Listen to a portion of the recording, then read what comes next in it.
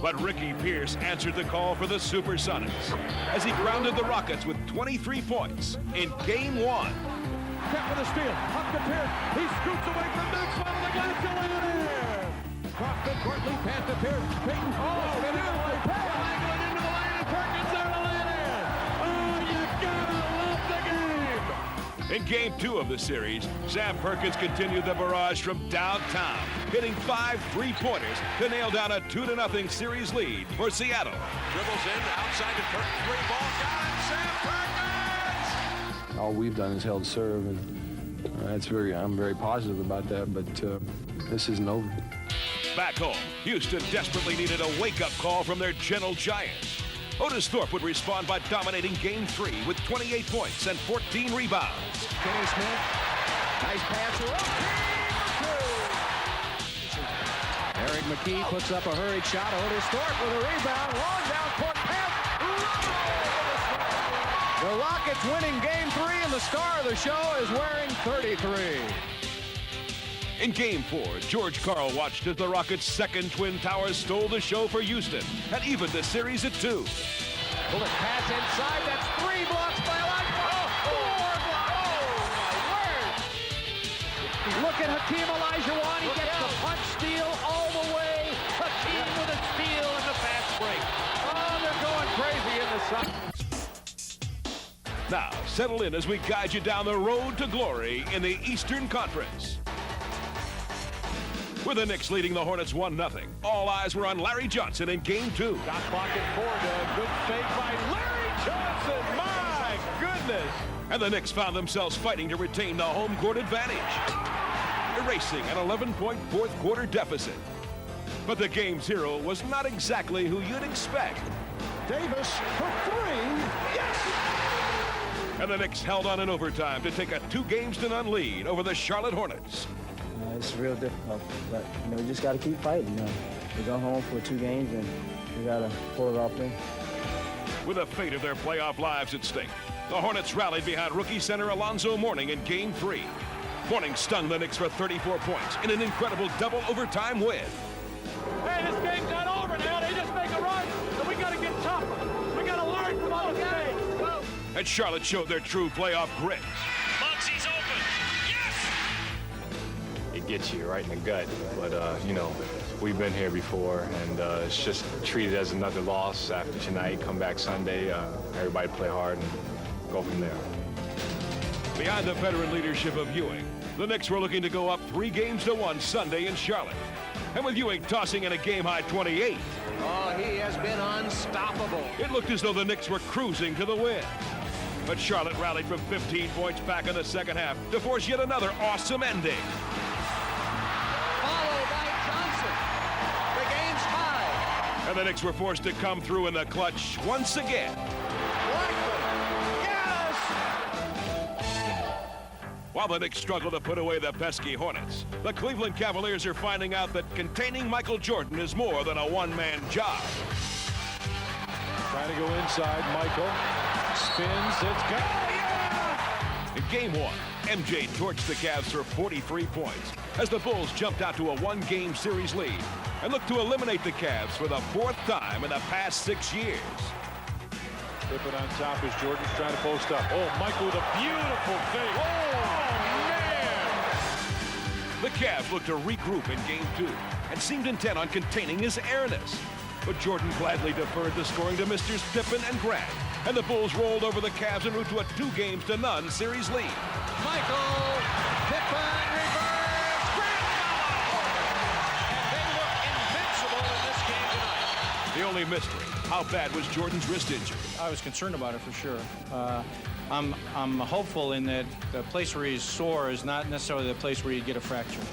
But soreness in Jordan's wrist wasn't the only obstacle for Chicago in Game 3. Wilkins for 3. Some life in Cleveland yet. The Cavs led by as many as 15 points before Scottie Pippen stepped up while Jordan was struggling to regain his shooting touch. But in the meantime, Jordan repeatedly set up his teammates for easy scores before finally coming alive in the second half as Chicago took a 3-0 series lead. Jordan turns and shoots and hits. Nothing wrong with Jordan's right hand in the second half. I figured that if, Darryl Walker could last 10 years without a jump shot. We lead things off this week with a look at the Eastern Conference finalists and their much-anticipated showdown on the road to glory. For the Bulls, it was business as usual in Game 4. And there's no tomorrow for the Cavaliers. It's win or the season endeth on the spot. 6, 5, 4. Michael Strip got it back. 3, 2. Michael falls, fires. Yeah! Just being able to be there when the team needs you the most and to come through whenever we needed it means a lot to me. With Chicago waiting in the wings, the Knicks look to finish off the Hornets in Game 5. And despite center Patrick Ewing's season-low 9 points, New York rallied down the stretch. They're doing it without Patrick Ewing. Starks for 3. Yes! Oh, what a shot by John Starks. And got an offensive spark from a rather unlikely source. Here's the double on Rivers. Finds Oakley. Yes, and it counts. Charles Oakley has had an enormous game. Having advanced to the Eastern Conference Finals, the Knicks prepared for their eagerly awaited rematch with the Bulls. Their biggest challenge lies ahead of them. That's Chicago, two-time defending champions. They are the favorites until someone can eliminate them. They the world champions, and they're going to defend it like world champions. So we know we have to go through them in order to get to where we want to get. Their job is to try to get past the Bulls. We're the team to be knocked out, so if they want to move on, then they got to knock the champs off the top.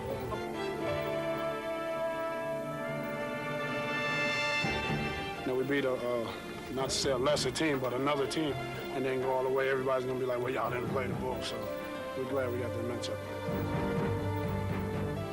I think this is a great setup, where New York is, was the best team in the East all year long. We're playing the best basketball right now in the playoffs, so the 2 matches.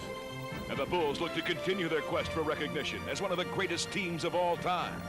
Chicago trying to become only the 3rd team in NBA history to win 3 in a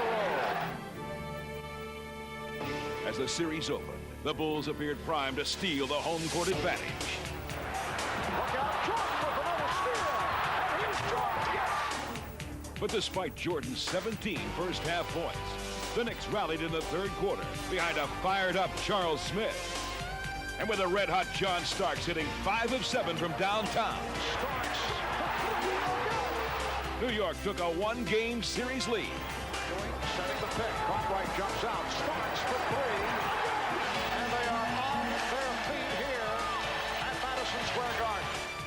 Teams that respond from the first game, make the adjustment, will be the team that probably win the next ball game. Now on NBA action, we return to our road to glory and find out who's still left standing in the West. The Western Conference semifinal battle between the Houston Rockets and the Seattle Supersonics was deadlocked at 2 games apiece, with both teams struggling on the road. The way this series has been going, every team has held service on its home court. In Game 5, Houston would attempt to break the pattern, but Seattle's backcourt of Gary Payton and Ricky Pierce were on fire as they outscored Houston's starting guards by 29 points. The Sonics win it by 25, 120-95, a blowout here tonight at the Coliseum. But Game 6 would have to be won on Houston's home floor. And once again, the home team flexed its muscles as the Rockets guards reversed their fortunes. Kenny Smith, yes! While Kenny Smith poured in a career playoff-high 30 points, Mad Max added 15, mostly from long range. And with Keem Olajuwon manning the middle, Houston forced a 7th and deciding game. Now, Kenny spots up, yes! And Mr. Momentum has put on a Rockets jersey. I think we're happy. We're confident going up there, and hopefully we can come out with the win. Though Houston had played so well in Game 6, the Sonics still clearly had the edge, as Game 7 would be played on their home turf. This is going to be like a heavyweight championship bout. And you know the first blow is usually going to be by the home team. But even with Sam Perkins launching 3-pointers, it was apparent early on that the Rockets were going to be in this one to the finish. Houston led most of the way until a 3rd quarter Sonic flurry.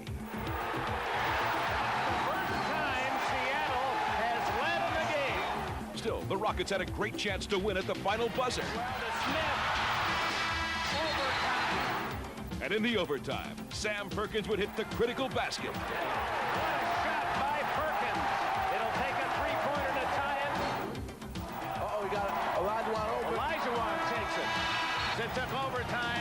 Seattle season. Now we find out who would come out of the other Western Conference semifinal. Charles Barkley and his Phoenix Suns were glad to be in the friendly confines of the America West Arena for Game 5.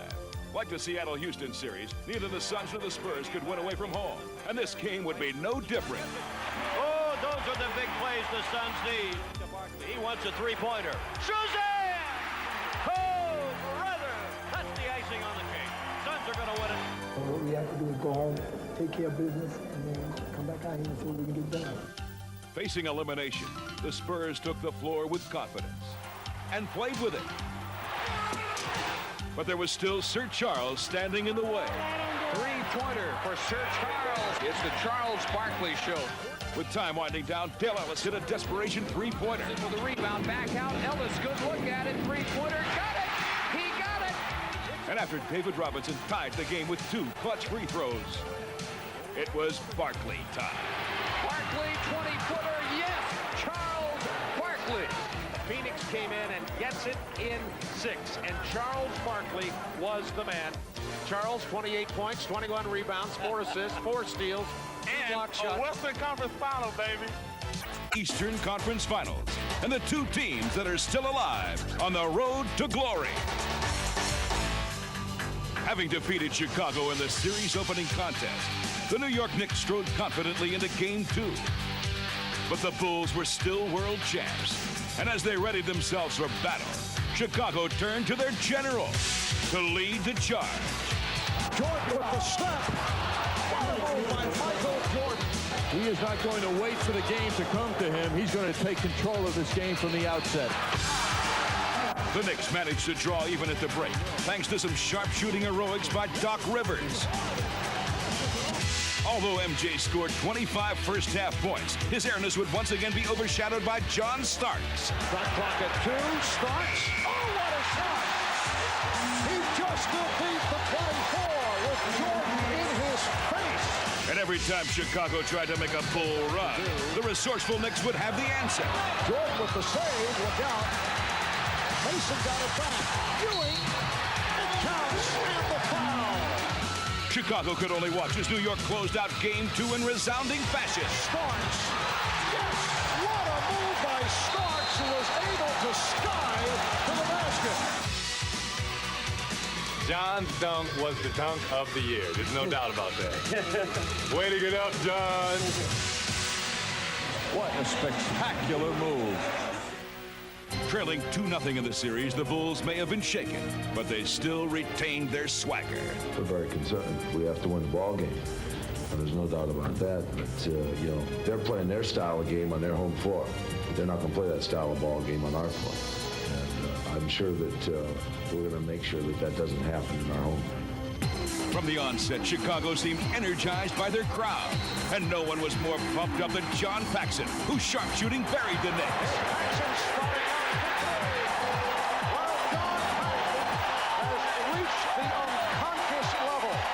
Although Jordan struggled from the field, he dished out 11 assists as Chicago routed New York. Nothing was working for the Knicks as Scottie Pippen ignored their tactics and scored a game-high 29. Doing it from all angles. They just outplayed us today. That's the bottom line. The Bulls outplayed the Knicks on Saturday. We have another game on Monday. On Monday, the Eastern Conference finalists would square off once again as the world champion Bulls readied themselves for a Knick team that was sure to bounce back. Stepping up were Michael Jordan and John Starks, who simply put on a first-half show. John Starks hits the 3 to get it going. Starks gambled on the overplay. Jordan knocks it down. That's a three-pointer. And he is on fire. It's a shooting duel between Jordan and Starks. Starks has 13. In the second half, MJ's torrid shooting single-handedly kept New York at bay. Michael Jordan has come out shooting here in the third quarter. Jordan for 3. The story this afternoon, Michael Jordan. 52 points. A standing ovation for the Chicago Bulls, who have managed to bounce back with the 2 victories at home. Eastern, and find out what's going on in the Western Conference Final. Game 1 took place in the Valley of the Sun. And the host Phoenix Suns controlled both ends of the floor as they rudely thrashed the visiting Seattle Supersonics. Barkley out of backcourt. Bumped by Kent. He'll take it in and challenge. Sir Charles. And in the rout, Danny Ainge became the all-time playoff leader in three-pointers. Shazam! This one is all over, and the Suns have won the first game of the Western Conference Championship Series. You know, sometimes this kind of performance by them can really get them motivated, and at the same time, it can get us feeling a little bit too good about ourselves. And in Game 2, there was one Sonic ready to lower the boom on the Suns. Ricky Pierce led all scorers as he lit up Phoenix for 34 points. While Dan Marley kept Phoenix in the game with 29. Out it comes to Marley. Here's the first three-point try. You guessed it. It's good. In this physical contest, every basket was contested as this bruising battle between the best in the West reached epic proportions. It's going to be a battle all the way down the stretch. And as rookie Oliver Miller hit a lunging layup, it appeared as if the Phoenix Suns would go up 2-0 in the series. But trailing by 1 with 13 seconds left, the Sonics still had one last chance to win it. Fasten your seatbelts and hang on. Perkins will put a three up and get it. He hit it. He hit it. It's a big win for us. I think we have not played very well. I think it'll make us play better back in Seattle. And as Game 3 shifted to Seattle, the Sonics were taking a realistic approach. We've had a lot of success at the Coliseum, but it's the playoffs, the Western Finals, and anything is possible. You know, we have to go and play our hearts out if we want to win at our place. But both teams played their hearts out in this intense struggle. This action reminds me of New York and Chicago. This is the most intense game that I have seen in the Western Conference.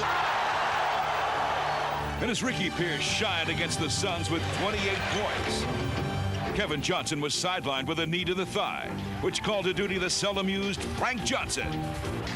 The seasoned veteran calmly led the Suns to a 12-0 run in the fourth, but the scrappy Sonics kept it close until the Suns put the game out of reach.